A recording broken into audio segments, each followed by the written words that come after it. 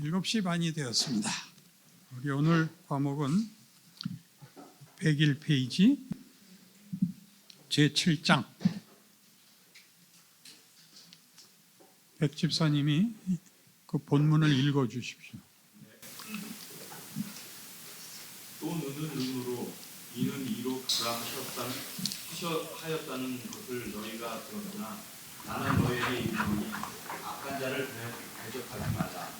누구든지 내 오른편 뺨을 치거든 왼편도 돌려대며 또 너를 고발하여 속옷을 가지고자 하는 자에게 겉옷까지도 가지게 하며 또 누구든지 너로 억지로 오리를 가게 하거든 그 사람과 심리를 동행하고 내게 구하는 자에게 주며 내게 꾸고자 하는 자에게 거절하지 말라. 이게 도덕적 기준으로 읽으면 할 수가 없어요. 그런데 이걸 여러분이 이해하기 좋게 이렇게 바꿔보세요. 하나님은 이런 분이야. 그렇게 생각을 하시라고. 하나님은 이런 분이야. 나도 그럴 필요는 없어. 그렇게 시작했어요. 근데 누가 물어보면 너 아버지가 누구니? 몰라도 돼. 말해봐. 하나님이셔. 그러면 근데 너는 왜 그 꼴이냐? 이렇게 돼서 할 수 없이 우리도 사랑을 하게 되는 거예요. Understand? 사랑이 절대 윤리 도덕같이 이렇게 강요되는 게 아니라 나라는 정체, 그 정체의 본성이 뭐가 되느냐의 싸움을 지금 얘기하고 있는 거예요. 이 산상설교를 제가 이렇게 따로 이렇게 한 이유는 신약 성경은 이게 전부예요.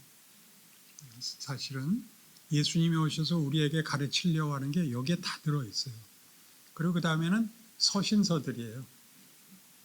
서신서들은 이제 교회에 보낸 편지이기 때문에 나중에 서신서들을 하게 되면 교회 안에 무슨 일들이 생기고 그 일들을 어떻게 분별하고 책임을 져야 되냐 하는 거는 이제 서신서 할 때 하기로 하고요.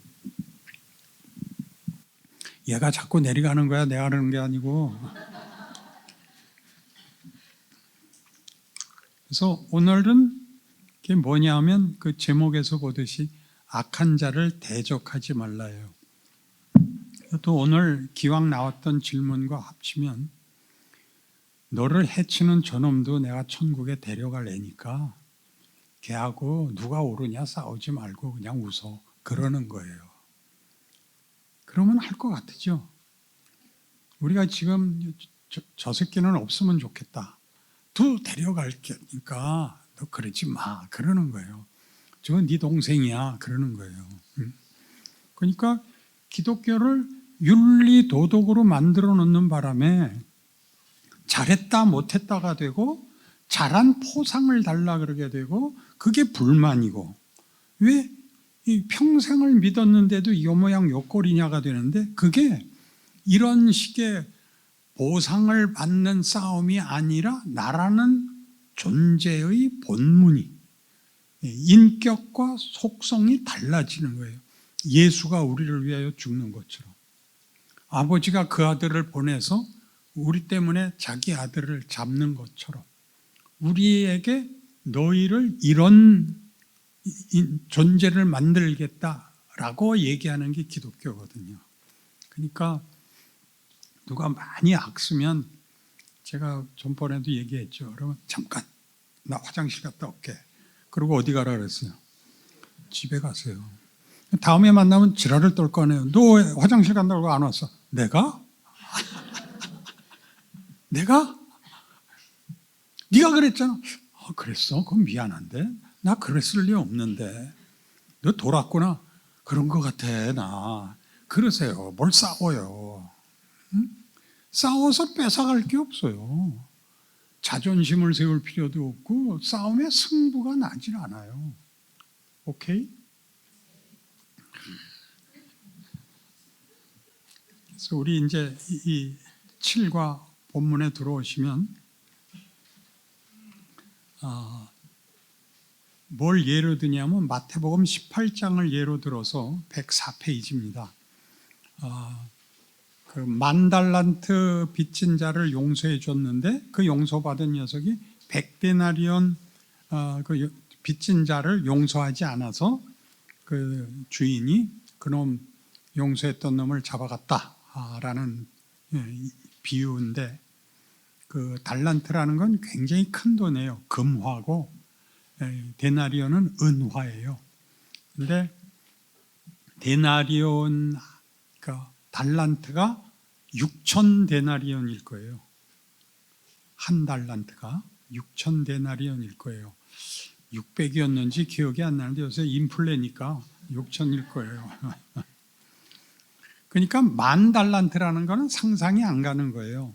이 책에도 나오지만 그때 로마의 식민지로서 그 주인에게 한 나라가 바치는 상납금이 800달란트였어요. 800달란트가 한 나라가 한 나라에게 주는 상납금이었는데 10,000달란트라고, 그러니까 비율을 정말 어마어마하게 했죠.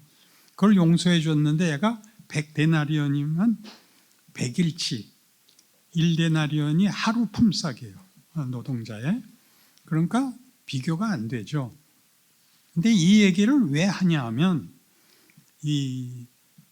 그 3분의 2점 내려오시면 이 비유는 23절 서두에 있는 말씀처럼 천국은 그 종들과 결산하려고 어떤 짐승 임금과 같습니다. 용서의 문제이기보다 통치자인 주인이 어떤 분이냐에 초점이 있습니다. 무슨 얘기냐면 이렇게 큰 거를 용서받았는데 이걸 안 해? 이런 식으로 보지 말고 이 주인은 독특하다. 10,000달란트를 용서해 줄 수 있고 100데나리온 그런 애를 꾸짖더라. 그게 무슨 얘기냐? 오른쪽 105페이지로 오셔서 이제 위에서 네 번째 줄, 그런데 주인이 이렇게 큰 돈을 불쌍해서 용서합니다. 27절에 보면 그 종의 주인이 불쌍히 여겨 놓아보내며 그 빚을 탕감하여 주었더니, 이것이 핵심입니다. 불쌍히 여겼다는 것은 빚보다 종이 더 가치가 크다는 이야기입니다. 빚을 갚기 위하여 목숨을 빼앗기보다 빚을 포기하고 이 사람을 살리는 쪽이 더 큰 가치라는 것이 이 비유의 등장입니다. 이해한다 못한다. 그러니까 여러분이 살면서 이것만은 못 참어가 없어야 돼요. 예수를 가장 수치스럽게, 가장 고통스럽게 죽여요. 우리를 구하러 온 이에게. 그러니까 하나님이 어떤 분인가를 알게 되는 거죠. 그래서 예수님 같이 돼야 된다 이렇게 크게 가르치는 게 아니라, 하나님이 10,000달란트를 그 탕감해 주는 분이라면 내가 한 10데나리온쯤 세벼도 봐주실 거야. 그렇게 쓰시라고요. 너무 죄책감 갖지 마시고, 저는 약간 거짓말을 해야 버틸 수 있습니다. 용서해 드릴게요. 그러면서 그거를, 이 문제를, 나 오늘 사기쳤는데 아이씨 밤낮 이래서 난 기도하기도 미안해가 아니라, 하나님은 이런 분인데 내가 치사하게 굴고 있구나를 이렇게 자꾸 대조가 돼야 되는데, 죄다 아니다 해서는 죄 아니다를 하기가 그렇게 어려운데, 이런 분의 용서를 받고 있는데 내가 치사하게 이랬다는 그 대조에서 영향이 다릅니다. 그러니까 한국교회가 지옥을 자꾸 강조하는 것은 우리가 가진 그 운명이 얼마나 큰지를 몰라서 그래요. 그러니까 자기를 확인받을 수 있는 게 제 눈떴대요잖아요. 너는, 난 감았어요. 그걸 기독교인들이 제일 알아야 되는 게, 나를 만든 하나님, 나를 이 조건 속에 넣고 이 인생을 살게 한 하나님이 나에게 뭘 만들려고 하는가? 하나님의 자녀를 만들려고 한다. 근데 그 하나님은 어떤 하나님이냐? 10,000달란트를 용서하는 하나님이다. 그 빚진 거를 용서할 수 있다. 너희가 암만 평생 져야 1달란트 빚지기 바쁘다. 그렇겠죠? 그 6,000데나리온이 1달란트라 그랬는데, 그러니까 6,000일을 살면 몇 년을 살아야 돼요? 그렇게 20년. 그러면 10달란트로 올려줄 테니까 200살까지 실컷 마음 놓고 사세요. 그래서 그 다음에 나오는, 그래서 이 비유의 핵심은 네 주인이 너를 사람 대접했거늘 너는 왜 너의 동료를 사람 대접하지 않느냐, 그런 이야기입니다. 험담하지 마세요. 정죄하지 마시고 비난하지 마세요. 미운 거는 속으로 하세요. 미운 사람 만나면 도망가세요. 같이 안 있으면 돼요. 그래도 같이 있어야 될 때는 인내심을 발휘하세요. 내가 화를 내는 이유는 모두 너 때문이야는 절대 하지 마세요. 내가 어저께 무지하게 아파서 오늘 신경이 날카롭다, 용서해라, 그러세요. 이 비유들이 이런 얘기를 담고 있다는 깊이까지 한국교회가 아직 그 해설이 못 오고 있어서 여러분이 이 밤에 여기 오신 거예요. 저도 이 밤에 이 개고생을 하고요. 난 이거 가르쳐야지, 그걸 어떻게 안 가르쳐요? 내가 10,000달란트 용서받았는데 이까 해야죠. 그래서 그 다음을 보세요. 그래서 용서라는 문제는 쌍방간의 채무와 원한의 문제보다 더 크게 인간이라는 존재가 하나님을 주인으로 모실 때 어떤 가치며 어떤 존재인가라는 측면에서 이해할 때에만 용서는 가능하다는 이야기입니다.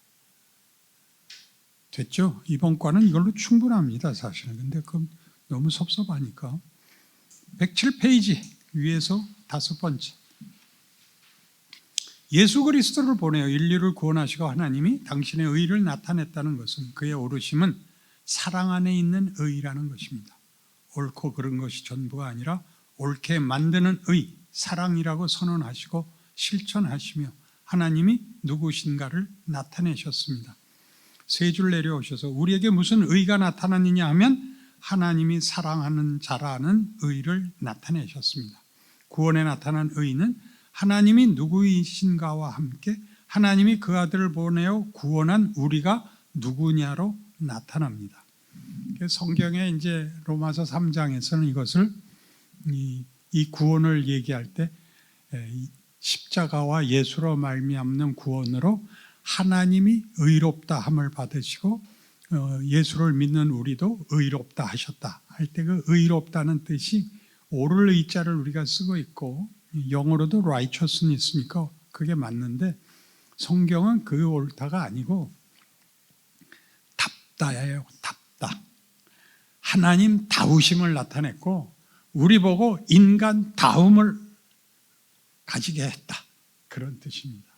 인간이 어쩌라는 거예요? 멋있으라는 겁니다. 인간 보고 멋있으라는 게 구원이고, 하나님이 얼마나 멋있는 분이냐? 한량없는 자비와 용서가 있는 분인데 그걸 왜 하냐? 우리를 사랑하시기 때문에 합니다. 그래서 우리 보고 보상을 뭐로 하려느냐? 하나님 사랑하렵니다. 율법사가 와서 묻죠. 율법 중에 제일 큰 계명이 뭡니까? 첫째는 하나님 사랑하는 것이다. 둘째는 이웃을 사랑하는 것이다. 그래서 요한 1서에 가면 그게 어디까지 확대되느냐면, 네 이웃을 사랑하지 않으면 너는 하나님을 사랑할 수 없다. 굉장하죠? 하나님은 사랑했는데 이웃은 왜 우리가 못 사랑할까요? 그러니까 사랑을 편드는 것 정도로 그치고 말아서 그래요. 나라는 존재가 어떻게 사람과 인생과 현실을 어떻게 봐야 되는지, 이 현실이라는 환경의 지배를 받는 것은 형편만 그런 것이지 주인공 노릇을 하는 건 여기에 아무 상관이 없는 겁니다. 주인공이라는 건 형통할 때뿐만 아니라 억울할 때도, 그리고 실패했을 때도 주인공다워야 됩니다. 안 그렇습니까? 그렇죠. 제가 아까 그 모세 얘기를 하면 꼭 붙이는 말인데, 이제 이스라엘 백성이 가데스 바네아에서 정탐꾼 보냈다가 못 들어간다가 돼서 이제 울고, 그들은 분노하면 꼭 모세를 죽이겠다고 들어서 돌멩이로 모세를 쳐 죽이려고 그러니까 하나님이 나타나셔서 이 자식들은 다 광야에서 죽으라 그래라. 그래서 이제 광야 40년을 쳇바퀴를 돌게 되고 그 다음 세대가 들어가게 되는데, 마지막 그 40년 마지막 무렵에 무리바 사건이 한 번 더 나오는데, 그들이 목마르다 그러고 하나님이 반석을 명하여 물을 내라 그러는데 지팡이로 그 반석을 칩니다. 워치만니가 쓴 해석에는 이걸 알레고리컬하게 해석했는데 들을 만해요. 처음 무리바 사건, 출애굽에서 처음 반석을 만났을 때는 반석을 철하였습니다. 두 번째는 명하라고 합니다. 그래서 이 반석은 그리스도다. 처음에는 그가 순환을 당해야 되고 그 다음엔 우리의 보호자가 되신다. 순환을 의미하는 치는 행위를 해서는 안 된다라고 둘을 비교해 준 건 맞습니다. 그 다른 데서 이제 빗나가서 문제지 그 해석은 훨씬 좋습니다.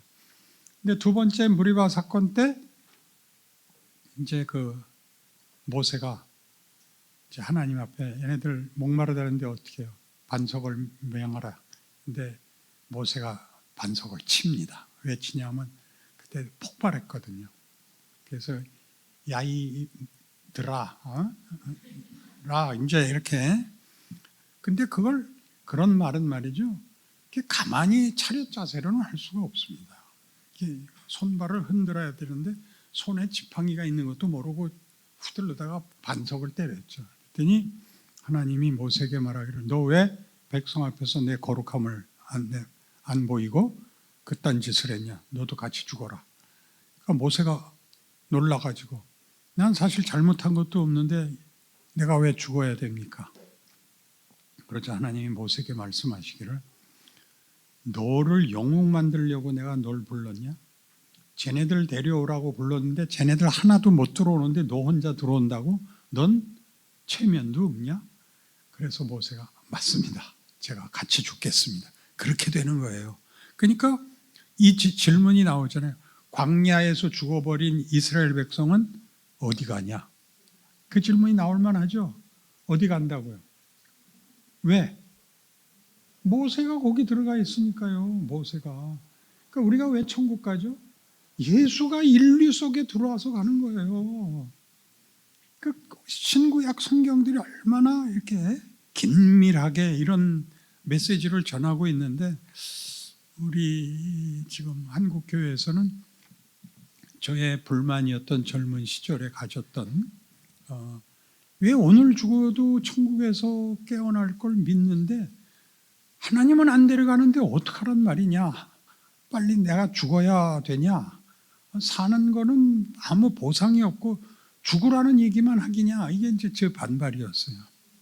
하나도 뜻대로 되는 것도 없고 만족할 것도 없고 밤낮 물어보는 거는 너 오늘 죽어도 천국 갈 거냐만 물어보고 오늘 사는 얘기는 아무도 안 해주고 그래서 정말 이빠이로 화가 나서 하나님 그러면 어떡하라는 겁니까? 제 운명을 저보고 책임지라는 겁니까? 하나님이 책임진다는 겁니까? 하나님이 뭐라 그랬게요? 아무 말도 안 하세요. 그냥 답 없이 살게 하세요. 답을 미리 주면 어떻게 돼요? 공부 안 해요. 그러니까 놔둬요. 고생 직사게 했어요. 그래서 하나님이 그 다음에야 이걸 알려주시더라고요. 여러분 신약 성경을 보면 가장 놀라운 게 12 제자가 복음서만 쓰고 그 다음 얘기는 쓰지 못해요. 그건 바울이 써요. 그죠? 근데 바울은 그때 제자들 잡아 죽이던 자란 말이에요. 율법 랍비라고요. 율법 선생인데 다메섹 도상에서 이제 예수를 만나고 돌이키고 아라비아 광야에 가서 3년 동안 이제 준비하죠. 그때 하나님이 많은 걸 가르쳐 준 것 같아요. 그래서 나중에 그 서신서에 보면 고린도 후서에 나오는 것 같이 주님, 내 몸에 육체의 가시가 있는데 사단의 사자 같습니다. 이걸 빼주십시오라고 3번을 간구했더니 주께서 말씀하시기를 내 은혜가 네게 족하다. 이는 내 능력이 약한 데서 온전하여짐이라 하시니라. 그러므로 내가 이제 나의 약한 것을 자랑하리라. 이렇게 되는 겁니다. 여러분 실패한 것과 잘한 것을 이렇게 대차대조표를 만드는 게 신앙이 아니라 하나님이 날 뭘 만들려고 하고 그걸 만들려면 어떤 고난들을 넘어서야 돼요. 산 넘고 물 건너가야 되는 것이 당연하다는 걸 알고 그때 만나는 사람들이 다 여러분을 위한 조욕이라 말이죠. 그들이 귀해요. 그들이 다 조욕인데 조욕의 최고의 그 신이 이제 벤허라는 영화에 예수님 얼굴이 안 나와요. 그죠? 예수님의 뒷모습만 나오죠. 딱 한 번 나오는데 아세요? 예수님 얼굴이 딱 한 번 나와요. 우물가에서 물 얻어 먹는데 벤허한테 먹이지 말라죠. 근데 예수님이 오셔서 줘서 먹죠. 그때 그 간수가 와서 그놈은 주지 말랬잖아. 그러니까 예수님이 일어나죠. 우리한테는 뒤통수만 보여요. 얼굴은 간수만 보여요. 근데 간수가 어쩔 줄을 모르죠. 눈이 부신 듯 어쩔 줄. 거기에 예수님의 얼굴이 나타나는 거예요. 안 그래요? 그냥 그 간수 쌍판떼기만 봤다고요? 영화를 보면 뭘 보는 거예요 도대체가. 다시 보세요. 그 연기 최고예요. 정말 최고예요. 본론에서는 은혜를 안 받고 예화를 들면 은혜를 받는 이런 거지 같은 경우가 어디 있어요 글쎄.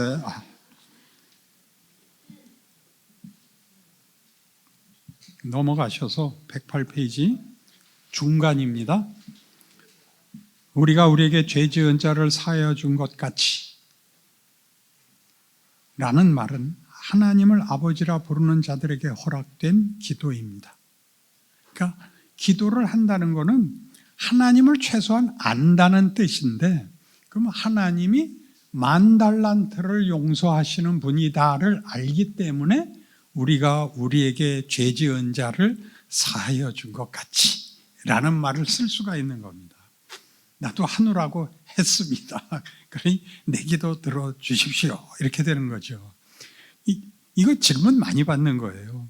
잘해야 보상을 해준다고요? 아니요. 잘해야 가지는 보상이 아니라 하나님을 닮아야 되는 얘기를 하는 거죠. 그러니까 용서는 하나님을 알기 전에는 할 수 없다. 저는 용서할 수 있는 자리에 왔습니다. 맞다. 너는 내 자식이다. 그러니 마음껏 기도해라. 이렇게 되는 겁니다. 이해하셨습니까? 110페이지에 하셔서 위에서 2번째 줄 여러분은 하나님이 사랑하시는 자입니다. 하나님의 사랑이 현실적으로 여러분이 요구하는 식으로 나타나지 않아서 만족하시지 않고 확인되지 않을 수는 있지만 여러분이 하나님을 아버지로 부르고 예수를 믿는다고 고백하신다면 여러분은 하나님의 사랑을 받고 있기 때문에 그의 아들을 주신 하나님의 자녀입니다. 이것을 놓치면 우리는 아무런 힘을 가질 수 없고 신앙인으로 살아갈 수 없습니다. 우리에게 요구된 천국의 의라는 것을 명분으로는 절대 지키지 못합니다. 자기 확인을 위해서는 쓸 수 없습니다. 늘 갈증을 느끼고 늘 부족한 것을 본인이 알고 있을 것입니다. 이게 무슨 얘기냐 하면 여러분이 기도를 할 수 있는 게 하나님을 안다에서 출발한 것처럼 여러분이 하나님의 사랑을 받고 있다는 것을 거기에 하나 더 가서 가지게 되면 여러분이 할 수 있는 게 뭐냐 하면 사랑을 받는데 난 왜 이래?가 돼야지 난 왜 밤낮 잘못해?의 문제가 아니라 그러니까 행동과 어떤 반응의 문제가 아니라 본질의 문제에 있어서 여러분이 영적인 싸움을 비로소 할 수 있게 되고, 그렇지 않으면 보이는 물질 싸움을 하게 돼요. 예수를 동원해서 형통하기를 바라고 뭐가 이루어지기를 바라고가 되지, 내가 만들어줘야 되는데 아직도 그러는구나로 못 가요. 아는 표정 짓기. 표정이 왜 그렇죠? 이런 말을 듣고서 그래서 112페이지 평강과 감사라는 것은 자기 문제가 해결되지 않고 넉넉하지 않고는 가지지 못합니다. 그러니까 우리가 예수를 믿는데 평강과 감사가 없는 이유는 수준 미달이라서 그런 것이지, 여러분이 믿지 않는 게 아니다, 그 얘기입니다. 믿는데, 어린애들은 어릴 때는 이 고민이 없어요. 하라는 대로 하면 되니까. 근데 뭐냐, 하라는 대로가 아주 약소한 거예요. 유치원 가려는 거예요. 그리고 제 시간에 자라는 거고, 밥을 흘리지 말라는 거고, 그건 다 할 수 있어요. 그것 갖고 자기를 채점하고 살다가 현실이 이거보다 큰 게 오니까 거기선 영락없이 지거든요. 그럼 난 아닌 게 비어가 되죠.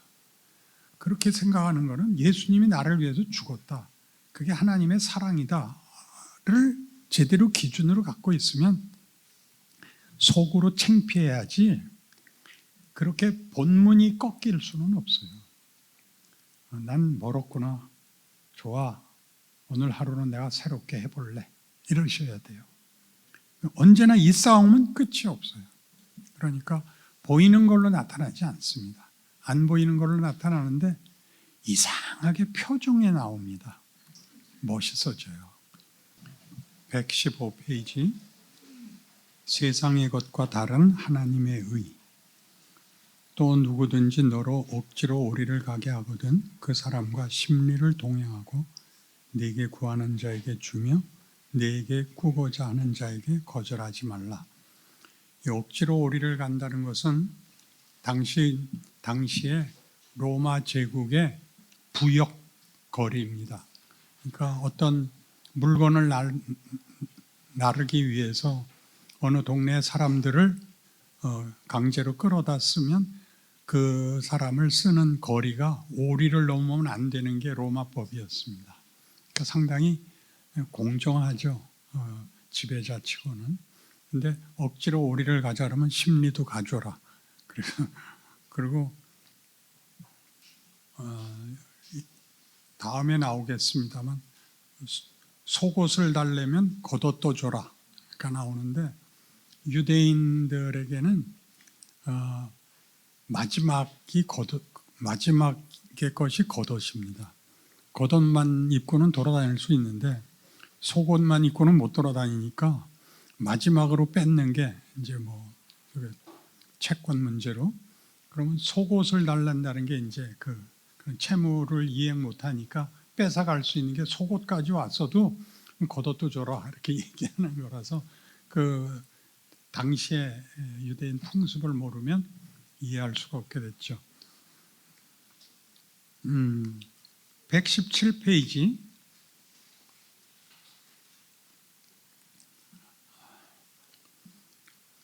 밑에서부터 7째 줄.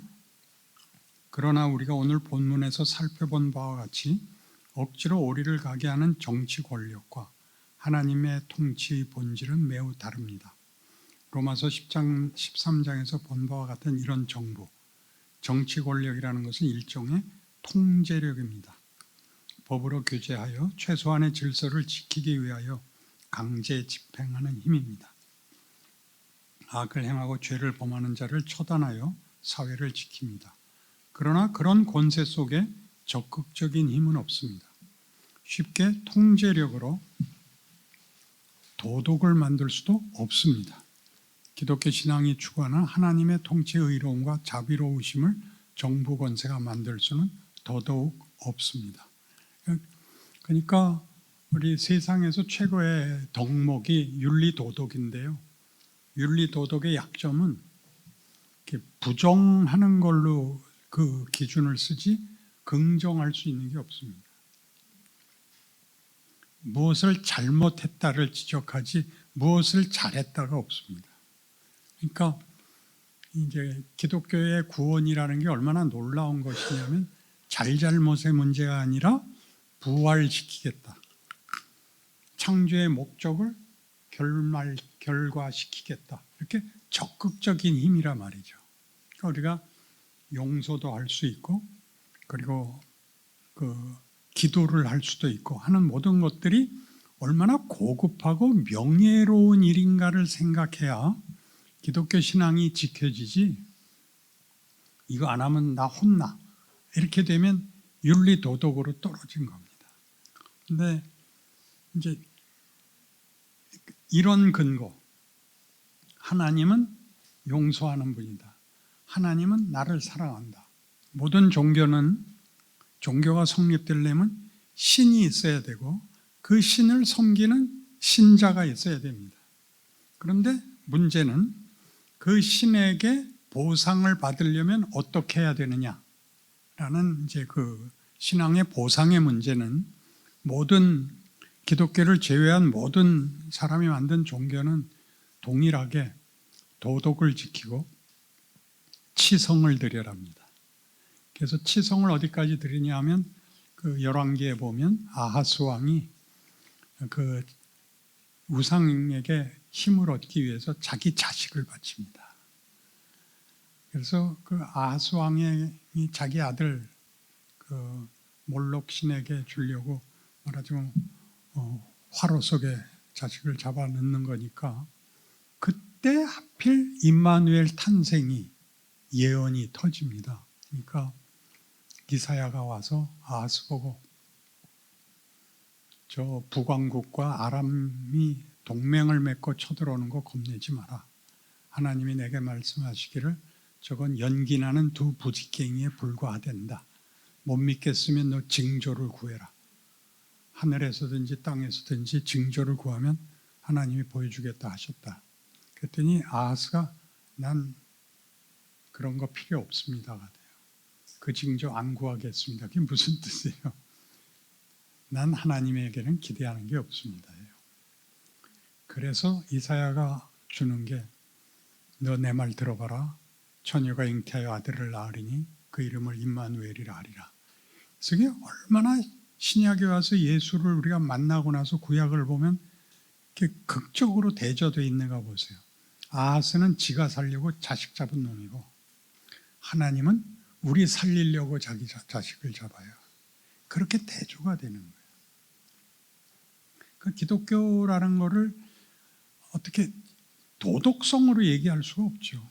도덕성은 뭐 안 하기가 다니까 겸손해라죠. 그러니까 겸손이라는 게 뭔지, 정직해라가 뭔지 아세요?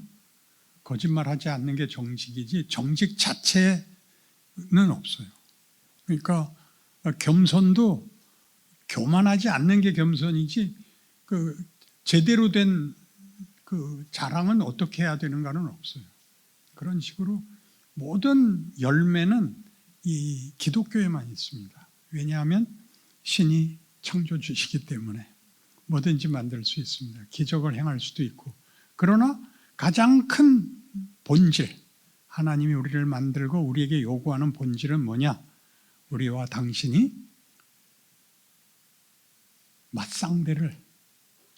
맞상대의 관계를 맺자. 사랑과 믿음의 관계가 되자. 그렇게 요구하는 겁니다. 그 히브리인들에게 있어서 자식과 부모와 자식은 동급입니다. 그래서 비교를 할 때는 뭘로 비교를 하냐면 이제 다르게 하려면 종이다, 자식이다 이렇게 비교를 하죠. 자기 자식하고 종하고 뭐가 다른가를 이렇게 비교하지 아버지와 아들로 비교하지 않습니다. 동급이기 때문에. 그래서 구약에서도 이미 하나님이 난 너희의 하나님이다. 너희는 내 백성이다 해서 신약에 오면 예수로 말미암아 나는 너희의 아버지다가 되죠. 너희의 아버지다. 너희는 내 자식이다. 그러니까 우리를 놓을 수가 없는 거죠. 하나님이 우리를 자식으로 인정해서 어디까지 갔냐? 그 맏아들을 십자가에 매다는 자리까지 갔다. 이렇게 자신의 정체를 이해하고 있어야 되지. 다른 걸로는 동기부여가 안 됩니다. 그 동기부여가 여러분 이웃 앞에서 여러분을 보낸데 지금 여러분이 처한 이 21세기 한국 땅의 어느 동네가 땅끝입니다. 땅끝까지 가야 우리가 거기서 태어나서 거기서 하나님이 누군가를 우리가 증명을 해야 되는데 어떻게 증명을 하느냐? 다른 것으로는 할 수 없는 것을 해야 됩니다. 다른 것으로 할 수 없는 게 뭐죠? 보복을 하지 않는다. 저주를 하지 않는다. 참는다. 그리고 기꺼이 돕는다. 이런 것들이 다 그 자체가 봉사 행위라서 가치가 있는 게 아니라 존재론이 달라서 그런 겁니다.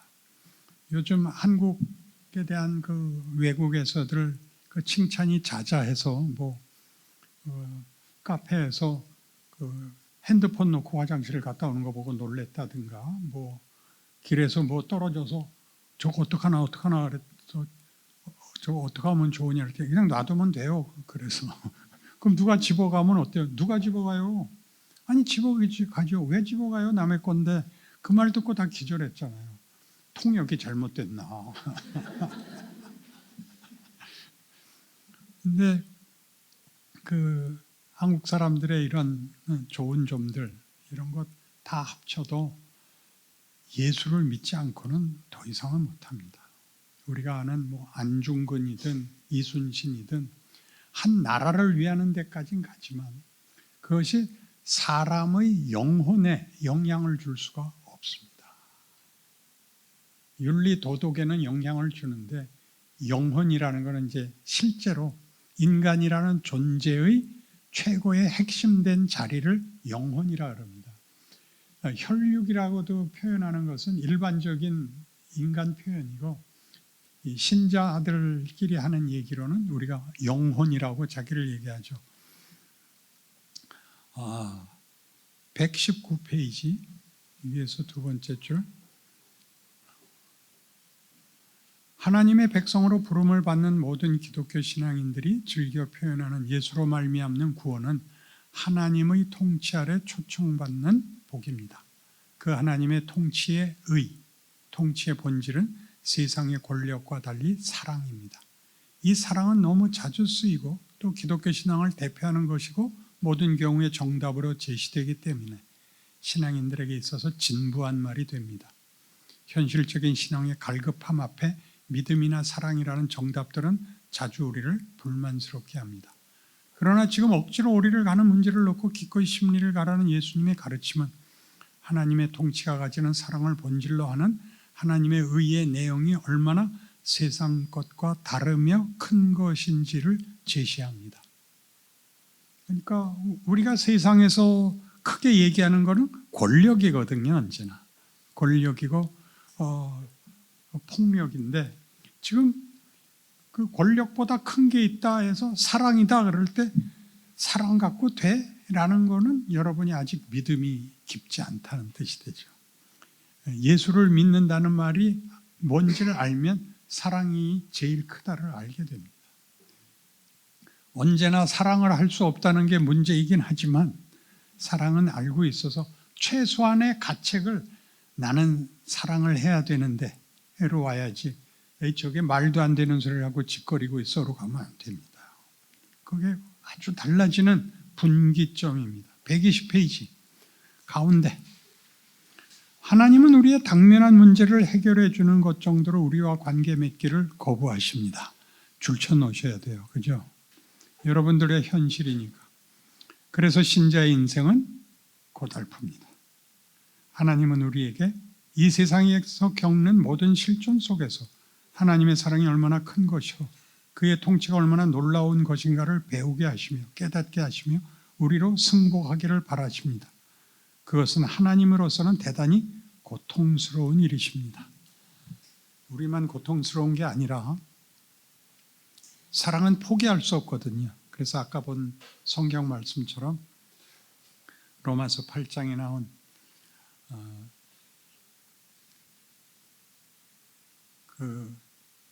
이 8장 1절에 나오는 그 7장 24절에서 23절 24절에서 그 나왔던 고민, 오라 나는 곤고한 사람이로다. 이 사망의 매에서 누가 나를 건져내랴.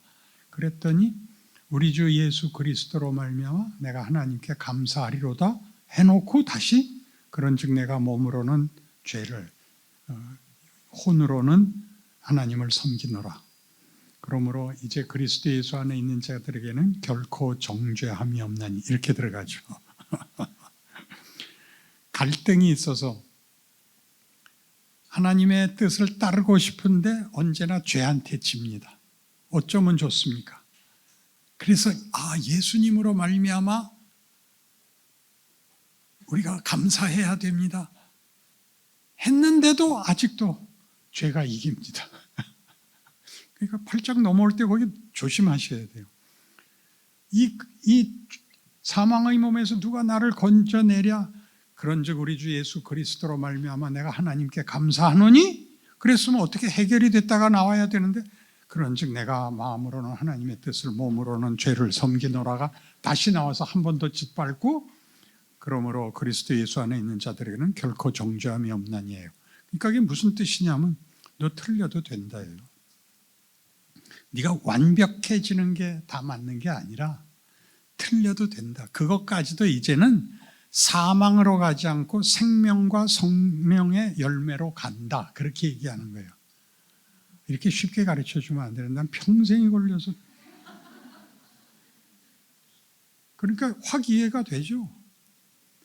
이제 예수를 믿었으니까 이제는 절대 죄 안 짓는다. 아니요.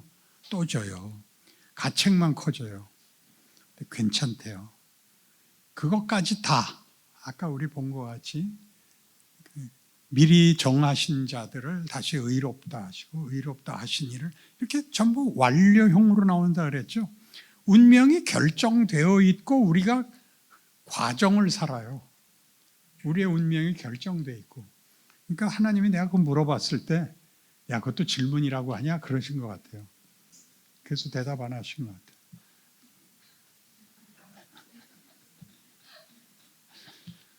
어때요? 기독교가 참 깊죠.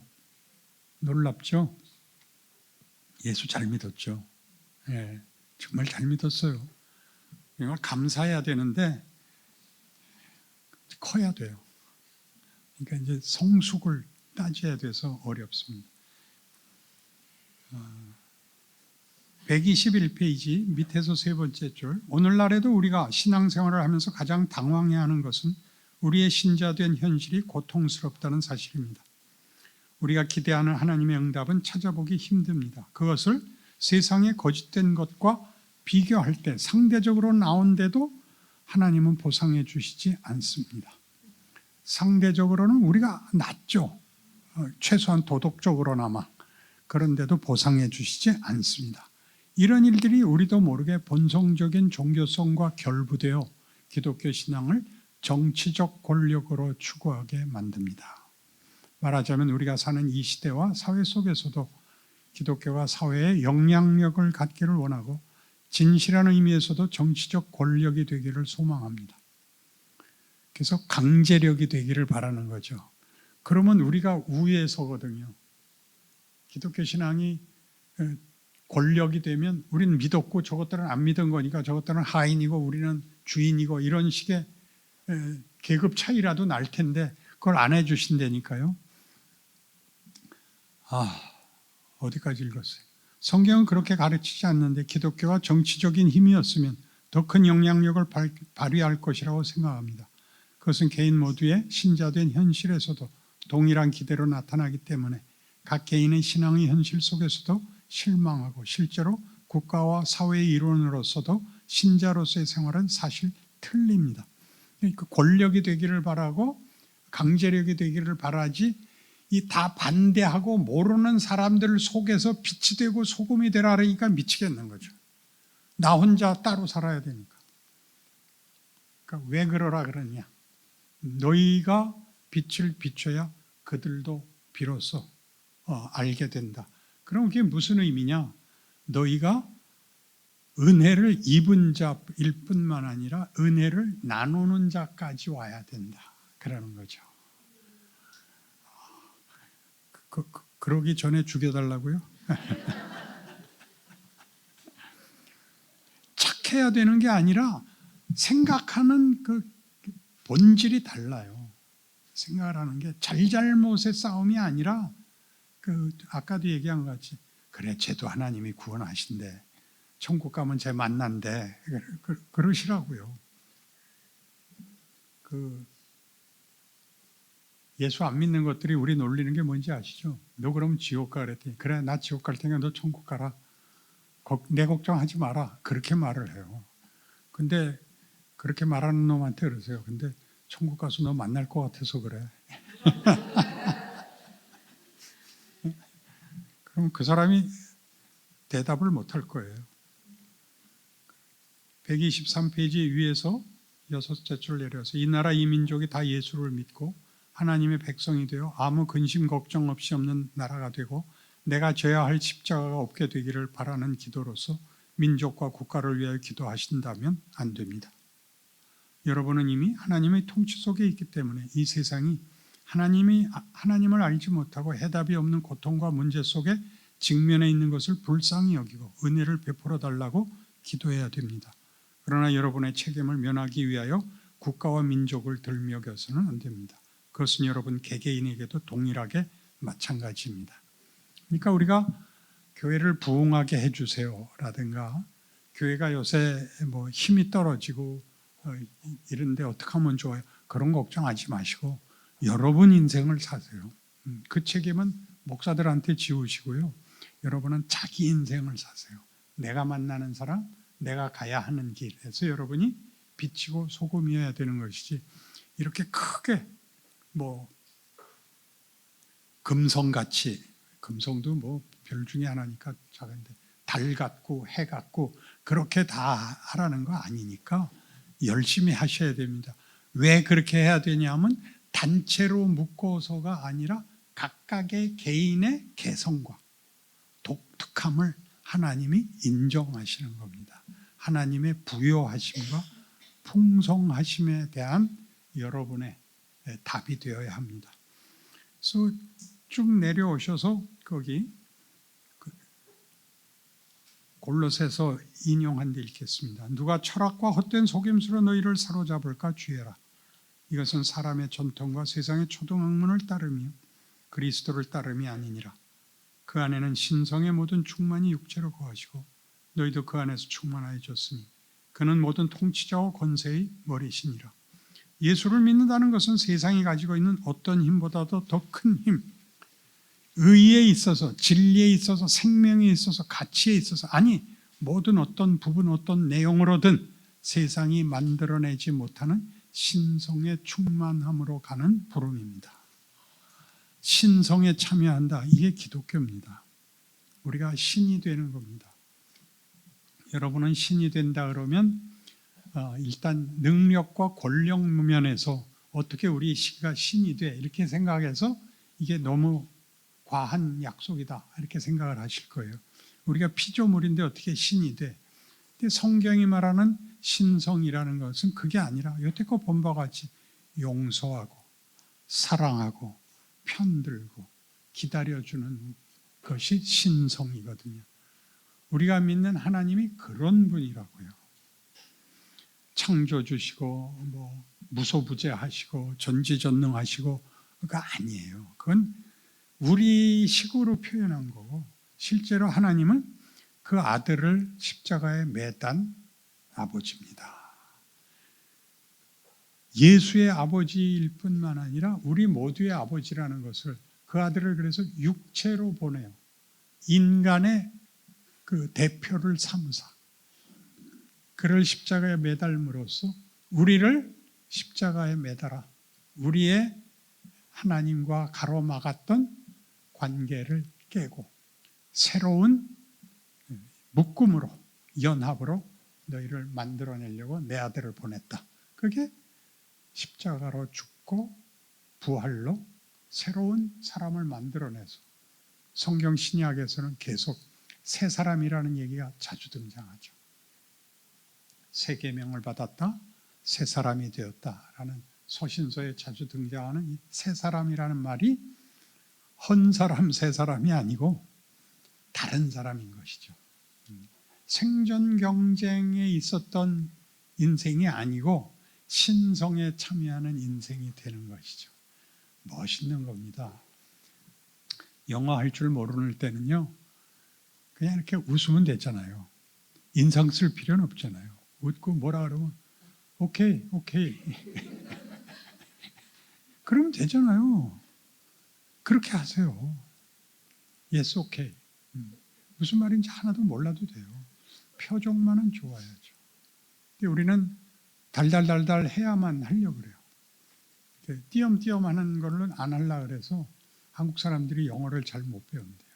시행착오를 해야 되는데 입이 닫혀 있는 거를 해야 된대요. 제일 헷갈리는 거 yes, no. 영어의 yes와 한국말의 yes는 다르죠. 수학적으로 달라요. 우리는 플러스는 플러스고 마이너스는 마이너스로 가는데 저기는 플러스 마이너스로 가요. 부정문으로 물으면 그 부정을 부정해야 yes가 되는데 부정한 것이 진짜이면 yes라고 대답을 해야 돼요. 이건 미치죠. Can't you do that? 너 저거 할 수 있어? 그럼 할 수 있어가 yes예요. 그럼 우리말로 너 저거 할 수 없지? 라고 물었는데 그러면 할 수 없는 거지. 그죠? 아유 간단한 문장 하나로도 기독교가 뭔지 정신들 차리시기 바라요. 125페이지 위에 십자가가 얼마나 중요한 사건이냐 하면 본문에 의하면 십자가는 이 세상이 의인된 예수를 죽이는 세상이라는 것을 명명백백하게 드러낸 사건입니다. 이 세상 권세의 거짓된 것과 허망한 것을 드러낸 사건이며 또한 죽음으로 끝나지만 죄인들을 구원해내는 하나님의 자기 희생이라는 하나님 통치의 자비와 능력과 그 복을 증언한 사건이라는 것입니다. 그러니까 둘이 대조가 너무나 극단적으로 다르죠. 죽음으로 끝나는 자리, 절망과 수치밖에 없는 곳에서도 생명과 영광을 만들어내시는 하나님의 사랑의 통치와 모든 것을 죽이고 더럽히고 파멸시키는 것밖에는 할 수 없는 세상의 힘과의 대조, 이것이 십자가입니다. 여러분이 예수를 믿는다는 말을 이런 하나님의 통치와 그것의 본질로서 이해하지 못하면 사랑하는 말, 용서하라는 말, 섬기라는 말들이 얼마나 큰 힘인지 모르게 됩니다. 여러분 살면서 느끼셨다시피 나이가 들고 인생의 경험이 쌓이면 인간에게 가장 중요한 것은 인간다움이라는 것을 배우게 됩니다. 인간답기 위해서는 영혼의 깊은 필요가 채워져야지 다른 무엇으로도 그것을 대신할 수 없습니다. 인생은 짧습니다. 그리고 우리는 다 죽음으로 우리 인생을 끝냅니다. 오래 살 것 같고 세상이 제시하는 힘들이 유일한 해결책 같은데 살아보면 그렇지 않습니다. 이걸 우리 인생 속에서 배우게 하셔서 우리로 하여금 정답을 찾게 만든다 이겁니다. 그래서 넘어가서 126페이지 그러므로 너희는 하나님이 택하사 거룩하고 사랑받는 자처럼 긍휼과 자비와 겸손과 온유와 오래 참음을 옷 입고 라는 것은 윤리 도덕적으로 요구되는 게 아니라 본질, 정체가 다른 거죠. 정체가 다르다는 것은 뭐 아주 쉽게 뭐가 있을까요? 호박하고 백합은 다르죠. 뭐가 다르냐 그렇게 묻는 것 자체가 말이 안 되죠. 다르죠. 그러니까 죄인 됐다는 인간과 예수를 믿는다는 인간은 다른 거예요. 우리가 아마 백합일 텐데 이제 싹이 났을 뿐인 거죠.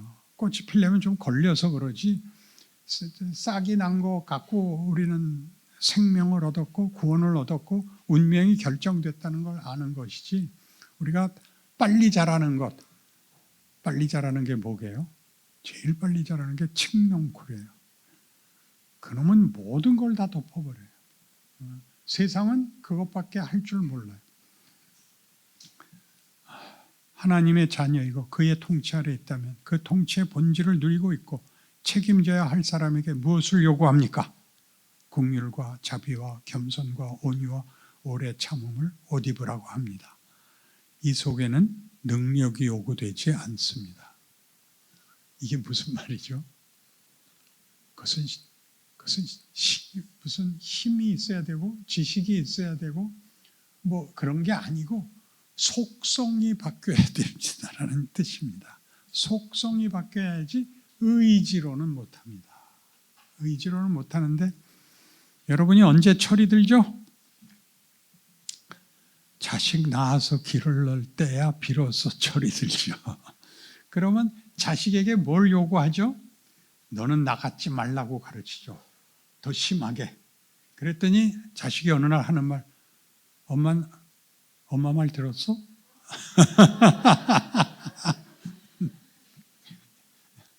제가 당구 치다가 제가 당구 잘 치거든요. 제 별명이 당신이에요. 그래서 나랑 치는 사람은 언제나 나보다 하수예요. 그럼 내가 한 수 짚어줘요. 그랬더니 그분이 말하기를 목사님 아버지 말도 안 들었어요. 그죠 여러분들? 누구 말도 안 들었잖아요. 근데 어쩌다 예수를 믿게 됐죠? 큰 은혜입니다. 큰 은혜입니다. 그게 뭔지를 알아야 어쩌다 믿는 게 아니고 잊으면 안 된다죠. 그 옆 페이지 아래에 있는 본문 봅니다. 누가 누구에게, 이게 골로새서 3장 얘기예요.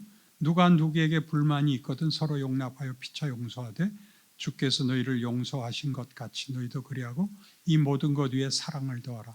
이는 온전하게 매는 띠니라. 그리스도의 평강이 너희 마음을 주장하게 하라. 너희는 평강을 위하여 한 몸으로 부르심을 받았나니 너희는 또한 감사하는 자가 되라. 그리스도의 말씀이 너희 속에 풍성히 거하여 모든 지혜로 피차 가르치며 권면하고 시와 찬송과 신령한 노래를 부르며 감사하는 마음으로 하나님을 찬양하고 또 무엇을 하든지 말이나 일이나 다 주 예수의 이름으로 하고 그를 힘입어 하나님 아버지께 감사하는 자가 되라 입니다. 그러면 여러분 이런 말을 이렇게 생각해 보세요. 어디 좋은 경치 보러 가고 저 바다 저쪽으로 아름다운 석양이 비치고 이쪽으로는 섬의 야자수가 보이고 하는 거 보면 참 놀랍다 하고 보이듯이 성경이 하는 말들이 의무와 명령으로 떨어지는 것이 아니라 너희에게 약속한 것이 얼마나 명예롭고 얼마나 굉장한 것이냐 봐라 이렇게 하고 얼른 주세요. 그래야 되는데 읽을 때마다 이걸 언제 하나 이렇게 돼버렸단 말이에요. 잘못 길렀죠 정말.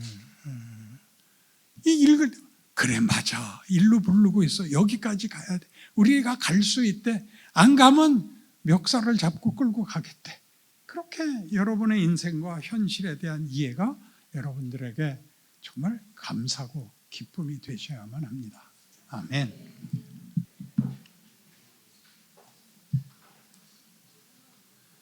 (129페이지) 신자들의 놀라운 특권입니다. 우리 앞에 앉으신 분 읽어주십시오. 또 내 이웃을 사랑하고 내 원수를 미워하라 하였다는 것을 너희가 들었으나 나는 너희에게 이르노니 너희 원수를 사랑하며 너희를 박해하는 자를 위하여 기도하라. 이같이 한즉 하늘에 계신 너희 아버지의 아들이 되리니 이는 하나님이 그 해를 악인과 선인에게 비추시며 비를 의로운 자와 불의한 자에게 내려주심이라. 너희가 너희를 사랑하는 자를 사랑하면 무슨 상이 있으리요? 세리도 이같이 아니하느냐? 또 너희가 너희 형제에게만 무난하면 남보다 더하는 것이 무엇이냐? 이방인들도 이같이 아니하느냐? 그러므로 하늘에 계신 너희 아버지의 온전하심과 같이 너희도 온전하라. 자, 이 본문을 읽고 어떤 느낌이 오십니까? 이 본문을 읽고 어떤 느낌? 이 본문이 여러분에게 어떤 어떤 도전을 줍니까? 아버지의 온전하심 같이 돼야겠다. 그것이 이제 1번이고 다 틀리는 데고, 이걸 읽으면 어떻게 돼야 되냐면요, 하나님이 그런 분이다예요. 하나님이 그런 분이다. 나는 비와 해를 골고루 주고 악인을 용서하고 나는 사랑받지 못할 놈도 끌어안는 하나님이다 라는 얘기를 하는 거예요. 지금 우리 보고 이걸 하라는 게 명령문이 아니라 하나님이 누군가를 알아라, 그래서 너희는 내 자식다워라, 그렇게 하는 말이라고요. 이건 확실히 협박이 아니죠. 그렇죠? 이건 정말 특혜입니다. 특권입니다. 인간이 뭐가 돼야 되는가가 성경에서만 나오는 겁니다. 130페이지 넘어가셔서 오늘 본문은 하나님을 아버지로 닮은 자로 부름을 받는 신자들의 놀라운 특권에 대하여 말하고 있습니다. 우리가 결론에서 확인해 보겠지만 기독교 신앙이 추구하고 요구하는 것들은 무거운 짐이거나 책임에 관한 것이 아니고 하나님을 아버지로 모시게 되는 영광된 특권에 대한 내용입니다. 기독교 신앙을 대표하는 것이 사랑이라는 것은 세상 사람들도 알고 있습니다. 그리고 그것이 원수를 사랑하는 내용까지 확대되는 것임을 모든 신자들이 알고 있습니다. 이것은 지금 예수님이 서기관과 바리새인의 의와 대조시키고 구별하는 하나님의 자녀로서 가져야 하는 사랑의 크기이며, 그것은 그냥 요구되는 어떤 법칙이나 이상이 아니라 하나님 아버지가 그런 분이기 때문에 말하는 신앙적 요구 사항입니다. 아멘 한번 합시다. 난 이렇게 억지로 아멘 시키고 강의를 할 마음은 없습니다.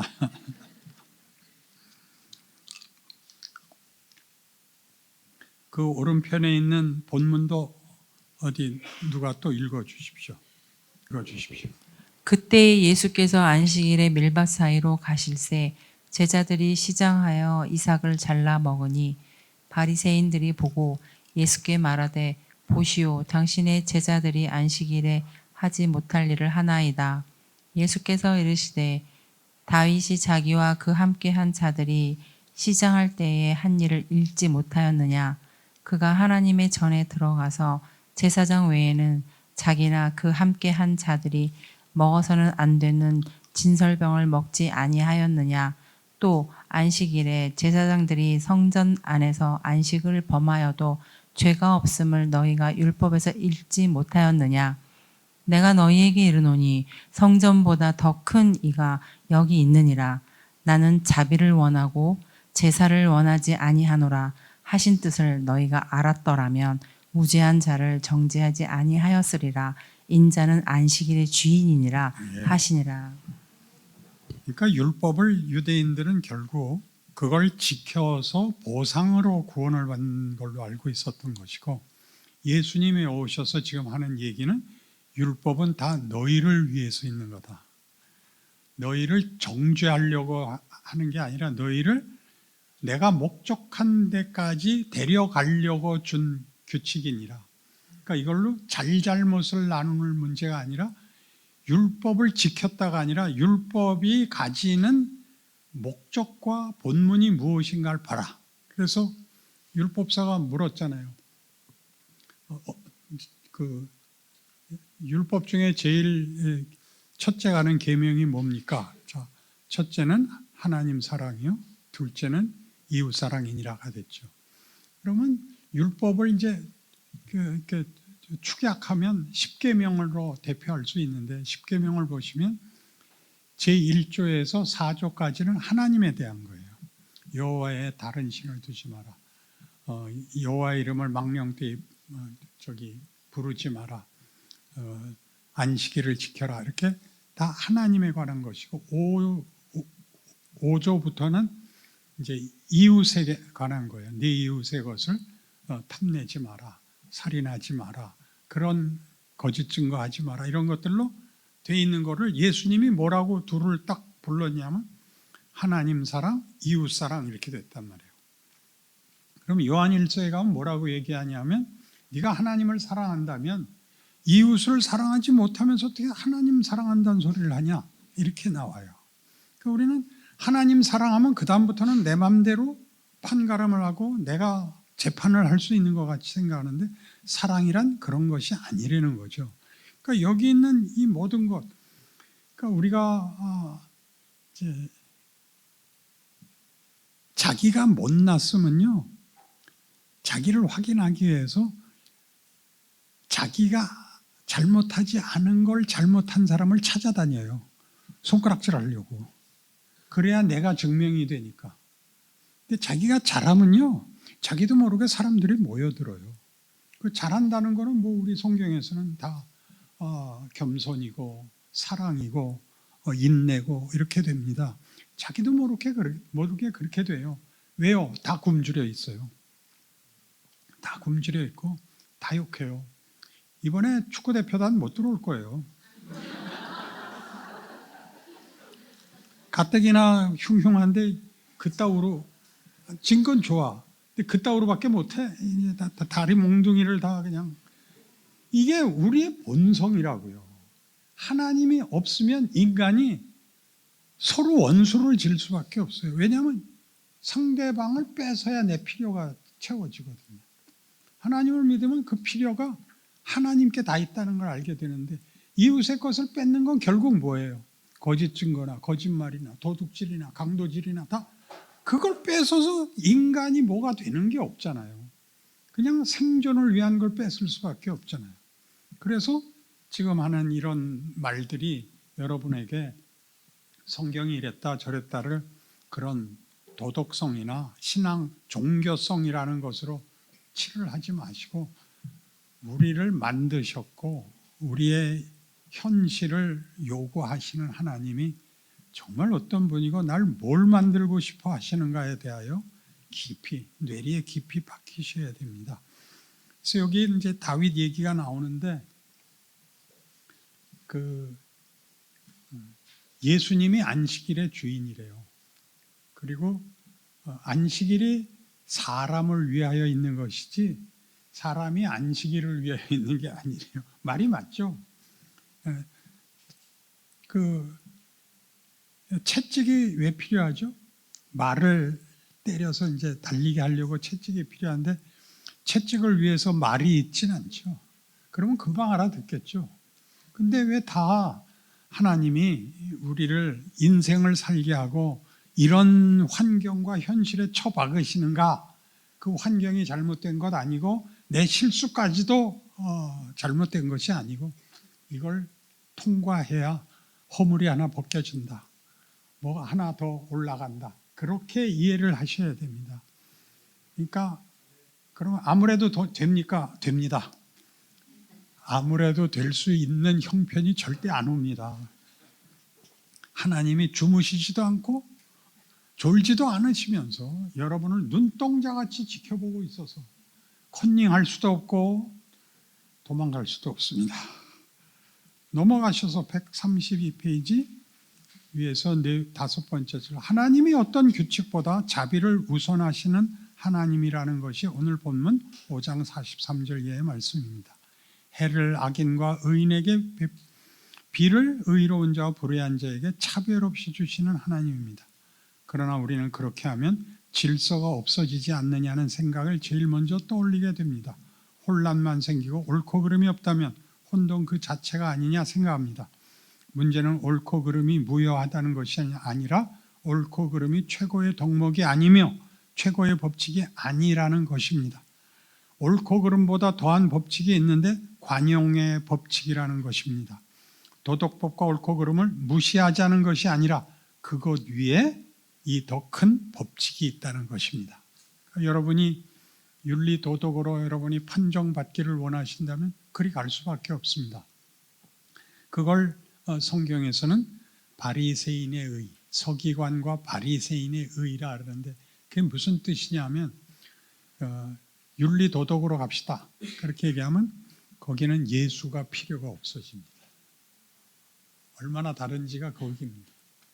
잘한 것과 못한 것으로 잘하면 천국 가고 못하면 지옥 가는데 예수가 설 자리가 없죠. 왜 예수가 서야 되는가?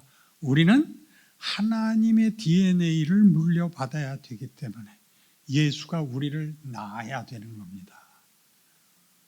예수가 우리를 낳는 겁니다. 부활시키죠. 창조의 실패를, 우리가 한 실패를 예수께서 새 사람으로 태어나게 하는 것이 예수의 부활입니다. 그래서 우리는 그의 DNA를 갖기 때문에 옳고 그름의 싸움을 하는 것이 아니라 관용, 그러니까 용서와 자비, 인내, 덮어주기 이런 것들로 우리의 본질이, 본성이 되게 해야만 합니다. 오른편에 있는 133페이지 가운데 27절에서 보는 바와 같이 이 문제에 대해서 우리가 이해할 수 있게 어떻게 직접적으로 설명하시냐 하면 안식일이 사람을 위하여 있는 것이지 사람이 안식일을 위하여 있지 않다는 것입니다. 하나님의 요구들은 우리가 그 요구를 지켜 성립시키기 위하여 있는 것이 아니라 우리를 복되게 하기 위하여 주시는 요구들입니다. 우리가 그 법칙을 만족시켜야 되는 게 아니라 그 법칙이 우리를 만들기 위해서 있답니다.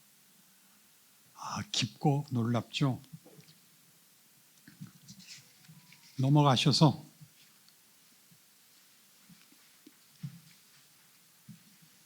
하나님이 자기를 설명하는 구절들을 시편 103편으로 인용하고 있습니다.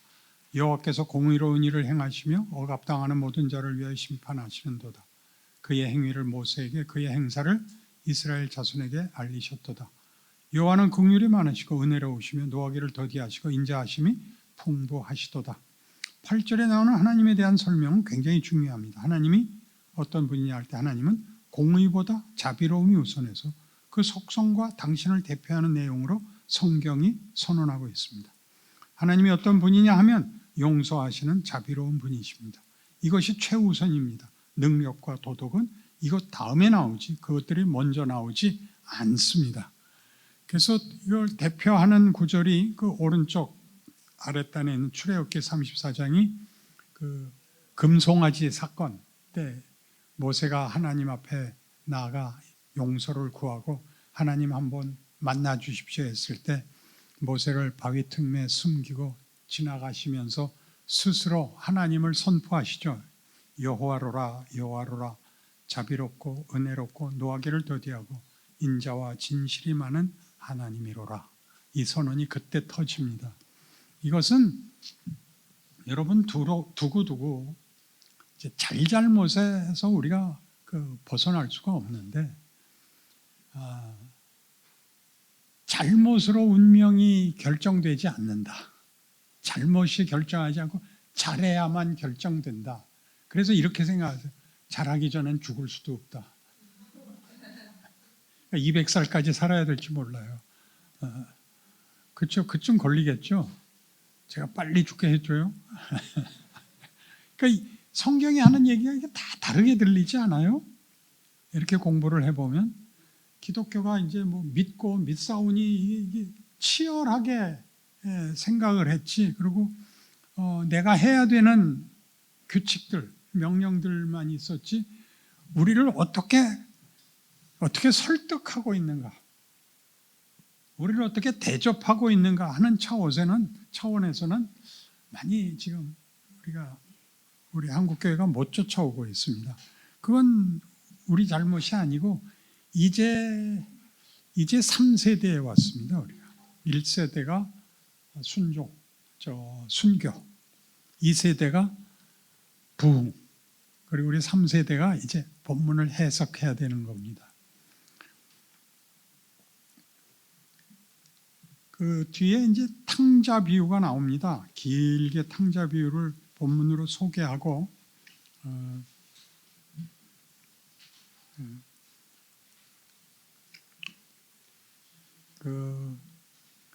이 탕자 비유에서 이거 뭐 그냥 설명을 하면 아들이 돌아온 것을 기뻐하는 아버지와 그 큰 아들의 반발, 이 탕자 비유의 핵심인데, 탕자 비유를 이제 돌아온 것을 기뻐하는 아버지로는 많이 인용을 해도 그 맏아들이 왜 반발하는가 하는 문제는 좀 속 시원한 해답을 하는 분을 못 만났는데, 그 아버지가 큰 아들한테 이러죠. 이제 큰아들의 대답은 이거였습니다. 이 재산 다 팔아먹은 놈을 위해서 송아지를 잡고 나는 오늘도 아버지 시키는 일을 하고 이제야 돌아오는데 내 친구들하고는 염소 새끼도 한 마리 안 잡았습니다. 그러니까 야, 내 것이 다 네 것 아니냐라고 말해서 그 대부분의 사람이 그게 뭐 이렇게 했죠. 내 거에 나 네 거 그게 뭐 작은 아들 돌아온 건 저 새끼 재산 다 팔아먹은 건 이렇게 해주면서 나 잘했으면 매일 개고기라도 좀 삶아주지 였는데 이게 그런 말이 아니라 큰아들에게 하는 얘기는 뭐냐 하면 너는 나를 이을 자야. 그러니까 작은 아들을 왜 화를 내냐면 한 것도 없는데 보상하면서 나한텐 보상해 준 적이 없지 않습니까가 큰아들의 반발이에요. 난 아버지 말을 지켜서 한 번도 어긴 적이 없는데 언제 보상해 주셨습니까? 그러자 너는 내 뒤를 이을 자야. 그건 유대인들의 그 문화에서는 그 직계 자손인 겁니다. 우리가 성경에서 우리를 하나님의 후사라 그러죠. 하나님의 기업이라 그러고 하나님께서 우리를 창조 세계를 다스리도록 만들었다고요. 그게 우리의 지위입니다. 그 지위로 가고 있는 걸 모르고 쟤는 잘한 거 없는데 밤낮 복 주시고 복 줬다는 게 이제 쟤는 아프지도 않은 거예요. 나는 열심히 사는데 나는 되는 일이 없고 뿔따고 나죠. 하는 말이 뭐라고요? 너는 내 자식이야. 쟤한테 내가 기뻐하는 거는 돌아온 걸 기뻐하는 거야. 돌아오면 이제 이걸 해야 돼. 너는 이미 했으니 너는 앞서가고 있어. 네가 상급생이야. 그렇게 말하는 겁니다. 그래서 그 옆에 있는 139페이지 맨 위에 줄 젊었을 때는 하나님 아버지가 어떤 분인가 기독교 신앙이 어떤 것인가를 충분히 알 수가 없습니다. 그때는 의욕이 앞서기 때문에 신앙생활도 멋진 이상으로서 가집니다. 그리고 유효한 신앙을 갖고 싶어 합니다. 신앙이 반듯할 뿐 아니라 결과를 갖는 신앙을 갖고 싶어 합니다. 그러나 결국 성경이 요구하고 여러분들이 여러분의 인생, 신앙 인생을 세월을 지나며 경험함으로 배우는 것은 관용입니다. 넉넉함입니다. 왜요? 주인이잖아요. 가진 자잖아요. 가진 자고 지금 둘째 아들은 다 털어먹고 온 가죽뿐이잖아요. 그러니까 잔치 열어줘야죠. 굶다가 왔는데 뭐라도 먹여야죠. 140페이지 위에서 네 번째 줄입니다. 기독교 신앙이라는 것은 도대체 무엇에 근거하고 무엇을 목표로 합니까? 하나님이 누구신가에 근거하고 하나님의 하나님 되심을 목적으로 삼을 수 있는 복으로 부름을 받게 합니다. 밑줄 쳐놓고 그 집안에 액자해서 걸어 놓으십시오. 하나님이 누구라고요? 모든 존재와 모든 복의 근거이십니다. 그리고 우리를 하나님이 만들려고 하는 하나님의 사랑과 하나님이 베풀고 싶은 모든 복의 열매를 만들고 싶어 하십니다. 부모가 자식을 위해서는 죽을 수 있다. 그게 우리 인생 속에서도 나오는데 하나님을 그만도 못하게 대접하고 있습니다. 좀 더 내려오셔서 예수를 믿는다는 말은 예수께서 나의 죄를 위해 십자가에서 죽었다는 말은 지옥 가지 않고 천국 가는 것으로부터 시작해서 그보다 훨씬 깊은 의미를 가지는 것입니다. 우리가 우리를 책임져야 하는 혹은 하나님이 명령한 어떤 기준을 만족시켜야 하는 어떤 임무를 완성시켜야 하는 것보다 더 큰 것입니다. 하나님이 누구냐에 관한 것입니다. 그래서 하나님이 누구인가를 아는 것이 기독교 신앙에선 가장 시급하고 중요한 문제이며 그것을 이해해야 우리는 우리의 신자된 삶을 이해할 수 있습니다. 하나님이 여러분들의 현실과 실존 삶의 모든 정황과 형편 속에서 하나님을 아는 것 사이의 갈등 혹은 요구, 불만, 반발 이런 모든 것을 쌓아안고 여러분을 만들어 가신다는 것을 세월이 흘러야 깨닫게 됩니다. 그 속에서 하나님은 이 기이한 약속을 이루십니다. 아멘. 141페이지 3분의 1 내려오셔서 하나님을 본받으라는 것은 하나님의 강요일까요? 책임일까요? 임무일까요? 짐일까요? 할 수 없이 지켜야 하는 억지스러운 규칙일까요? 지금 우리가 살펴본 바와 같이 이것은 다른 무엇으로도 비교할 수 없는 영광된 특권입니다. 하나님을 닮는 것입니다. 하나님이 당신의 만족을 위하여, 우리 보통 쓰는 당신의 만족을 위하여 우리를 소모품으로 쓰는 것이 아니라, 우리를 수단으로 쓰는 것이 아니라 우리를 당신을 닮게 하는 일에 부르고 있습니다. 당신의 영광과 거룩함으로 부르고 있습니다. 그것은 지금 보는 바와 같이 넉넉함으로의 부름입니다. 관용으로의 부름입니다. 물론 그 관용 속에 도덕성도 있고 능력도 있지만 그것보다 더 큽니다.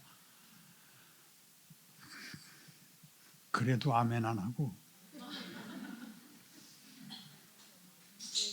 142페이지 위에서 8번째 줄, 여러분의 삶의 자기 성취와 자기 증명보다 더 큰 것이 뭐냐 하면 이웃을 위하여 힘이 되고 그들을 고쳐내고 그들과 함께 갈 수 있는 힘일 것입니다.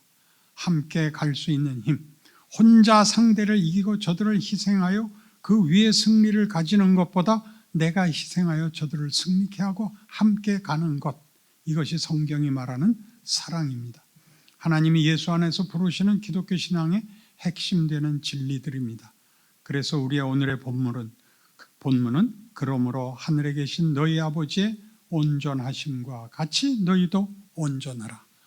결벽을 구하지 않습니다. 완벽을 구하지 않습니다. 사람 다 와라. 내 자식 다 와라. 그렇게 말합니다. 꼭 마음에 명심하시고 여러분의 이런 자세를 누구에게 납득시키기에는 한국교회는 아직 좀 시간이 걸릴 겁니다. 이것이 평균치가 되려면 제가 보니까 30-40년이 걸리더라고요. 그러니까 순교 이후에 이제 한국교회가 어떤 실수를 하게 되냐면 순교가 전부가 됐어요. 기독교 신앙의 본문이 되고 말았어요. 그래서 안희숙 씨가 어떤 책을 썼어요. 죽으면 죽으리라요. 그분이 평생토록 하나님 앞에 그렇게 화를 내고 반박한 게 왜 난 안 죽이셨어요? 살아서 할 일이 있다는 거잖아요. 죽어서 할 일이 있고 살아서 할 일이 있고 죽는 것은 하나의 증거가 돼요. 목숨보다 귀하다라는 증거가 됐죠. 그러나 살아있으면 뭘 해야 되죠? 하나님 닮는 걸 해야 될 거 아니에요. 근데 안희숙 씨는 후회만 하다 갔어요. 그래서 그 책은 보지 마세요. 여러분은 여러분 인생을 살아야 돼요. 그게 한국교회에서는 순교와 지금 부흥까지, 부흥에서는 뭘 누렸냐면 숫자적 부흥과 함께 감격을 누렸습니다. 참 감격적이었습니다. 그때는 여의도 집회가 큰 게 2개 있었는데 빌리그레암 왔을 때랑 엑스플로 74랑 2번 있었는데 제가 엑스플로 74 때는 현장에 있었습니다. 수십만의 관중이 여의도 광장이 메어 터졌으니까요. 마포대교 쪽으로 걸어 나오는데 마포대교는 이렇게 좁으니까 그 병목 현상이 나타나서 거기에 붙잡혀서 다들 찬송 부르고 있었습니다. 그거 못 나가는 거 화내지 않고 찬송 부르고 정말 반발자국씩 걸어 나갔죠. 그런 걸 이제 자꾸 한국교회는 지금 어렵다가 코로나 때문에 어려웠다가 회복이 되자 내건 슬로건이 부흥으로 돌아가자입니다. 아닙니다. 부흥으로 돌아가시지 말고 하나님이 살아계시고 일하고 계시다는 걸 경험하셨으면 내가 돼야 돼. 그거 다 나보고 하는 하나님의 증명이야. 이렇게 여러분 자신의 책임으로 이해를 하시고 신앙생활을 하셔야 됩니다. 소돔 고모라가 몇 명만 있으면 멸망당하지 않는다. 여기 온 사람만 해도 우리나라는 구하겠어요. 그죠? 여러분의 신앙생활이 현실 속에서 어떻게 만들어지고 자기가 기적의 증인이 되느냐 하는 것을 매일 기대하시는 그런 신앙인생 되시기를 바랍니다. 기도합시다. 하나님 아버지, 다시 읽을 때마다 감동하고 감사하고 항복하고 이 기적이 우리 것이라는 사실에 대하여 놀라고 감사합니다. 우리가 서 있는 자리에서 우리가 빛입니다. 나만이 소금입니다. 그 책임 감당케 하옵소서. 한꺼번에 어떻게 다 하겠습니까? 하루에 한 번씩 내 이웃 하나에게 관용과 은혜를 베풀고 하나님 믿는 자의 진실한 인간됨을 증명하는 내 표정, 내 반응, 내 행동, 내 선택, 내 책임 되게 하여 주옵소서. 예수님 이름으로 기도합니다. 아멘.